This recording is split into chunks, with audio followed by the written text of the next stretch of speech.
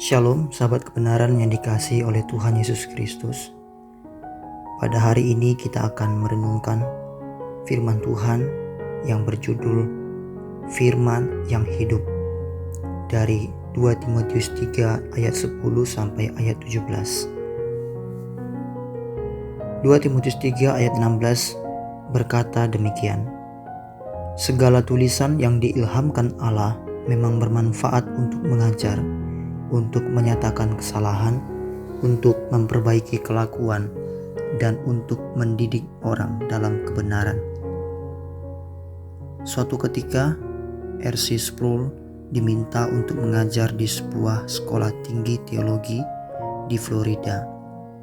Beliau diminta untuk mengajar tentang Alkitab kepada mahasiswa-mahasiswi di sekolah tersebut. Rektor sekolah tersebut mengatakan kepada R.C. Sproul, "Kami perlu dosen muda yang bersemangat, tahu menggunakan metode yang dinamis sehingga sanggup menghidupkan Alkitab." Mendengar hal itu, Sproul terusik dengan ungkapan menghidupkan Alkitab. Dia berpikir, apakah Alkitab sudah mati? Atau apakah Alkitab sudah sakit sehingga perlu disembuhkan? Lalu Sproul menjawab, "Saya tidak dapat menghidupkan Alkitab untuk siapapun. Malah Alkitab yang menghidupkan saya." Sahabat kebenaran, ada banyak orang Kristen yang mengatakan Alkitab itu membosankan.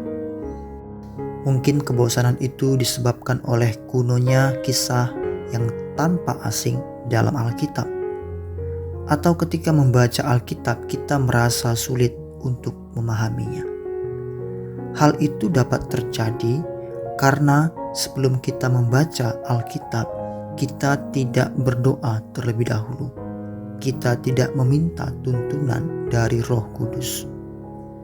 Roh Kudus yang sama yang dulu memberikan inspirasi kepada para penulis juga memberikan pencerahan bagi pembaca masa kini, yaitu kita.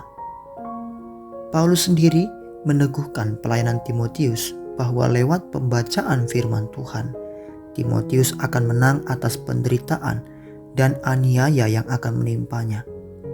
Firman Tuhan memberikan hikmat dan menuntun kepada keselamatan oleh iman kepada Yesus Kristus di dalam 2 Timotius 3 ayat 15. Ingatlah juga bahwa dari kecil engkau sudah mengenal kitab suci yang dapat memberi hikmat kepadamu dan menuntun engkau kepada keselamatan oleh iman kepada Kristus Yesus. Di dalam Alkitab ada teguran, penyesalan, pertobatan, penghiburan, hikmat, dan yang paling utama ada kebenaran. Firman Tuhan selalu menuntun langkah, menyatakan kesalahan kita ketika kita salah, memperbaiki sikap hati, dan mendidik kita dalam kebenaran ketika jalan kita menyimpang. Sahabat kebenaran, itulah sebabnya firman Tuhan yang tertulis adalah firman Tuhan yang indah dan selalu memberikan gairah bagi kehidupan rohani kita sebagai anak-anak Tuhan.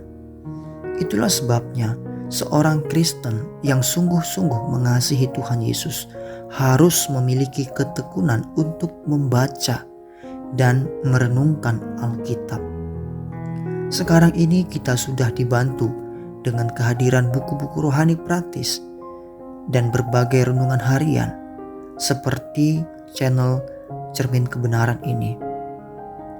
Hal itu sangat memudahkan kita untuk memahami firman Tuhan yang menghidupkan setiap kita.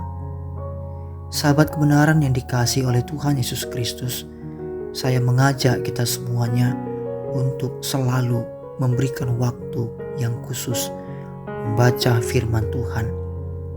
Ketika kita hidup tanpa membaca firman Tuhan, maka kita hidup tanpa mengenal kebenaran.